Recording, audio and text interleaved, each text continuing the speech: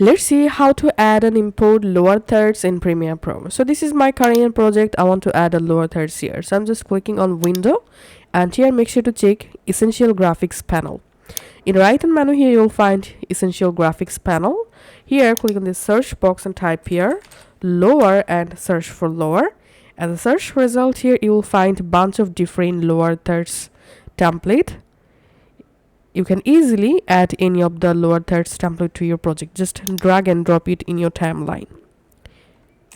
Now let's play our video, and here we can see the lower thirds added. Now to resize it, select the lower third clip and go to effect controls, click on motion, and now you can adjust your lower third size and position just like this.